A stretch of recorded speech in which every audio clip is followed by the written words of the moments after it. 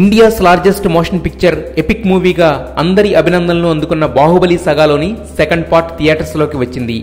మొదటి పార్ట్ని యుద్ధాలు, అద్భుతం అనదగ్గ విజువల్స్తో తీర్చిదిద్దిన జక్కన్న సెకండ్ పార్ట్ని అసలు సిసలైన కథా కథనాలతో, తన ముద్ర స్పష్టంగా కనిపించే ఎమోషన్స్తో, మొదటి పార్ట్ని మించిన గ్రాండియర్తో సిద్ధం చేశాడు.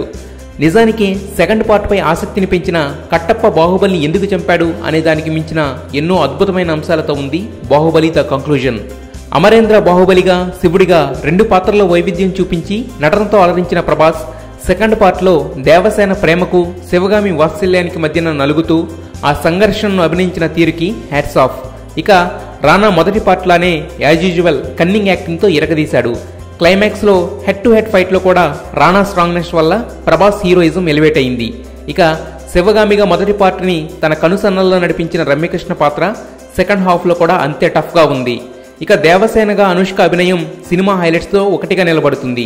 ఆ పాత్రను అంత అర్థవంతంగా తీర్చిదిద్దారు.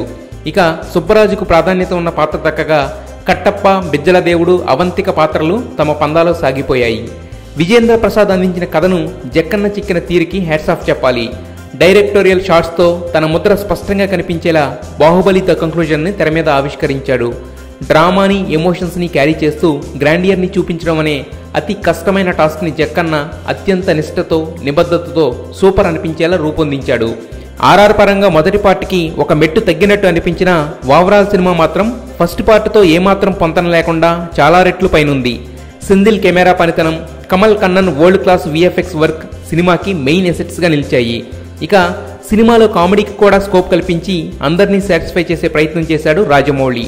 మొదటి పార్ట్లో ఏవి లేవని కొంతమంది ఫీల్ అయ్యారో ఆ ఎలిమెంట్స్ అన్నింటినీ సెకండ్ పార్ట్లో ఫుల్ఫిల్ చేసి బాహుబలిపై మాహిష్మతి ప్రజలతో పాటు సినిమా లవర్స్ పెట్టుకున్న ఆశల్ని నిలబెట్టాడు. సినిమా చూసిన తర్వాత ఆడియన్స్ అంతా అంటున్న మాటలు రెండే: సాహోరే బాహుబలి, జయహో రాజమౌళి. ప్రతి ఒక్కరూ చూడదగ్గ, చూసి ఇది ఇండియన్ సినిమాని గర్వంగా చెప్పుకోదగ్గ epic movie Baahubali the conclusion. ఈ సినిమాని ఖచ్చితంగా థియేటర్స్లో మాత్రమే చూడండి. Kill piracy, save cinema.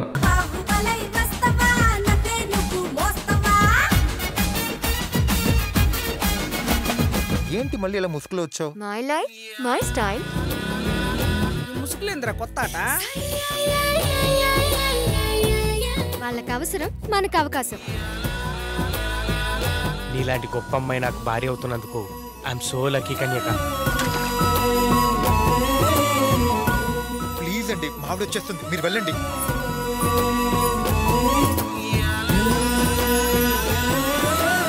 ఆ అమ్మాయిని కలిసి నా భార్యకి మోసం చేయలేండి రా.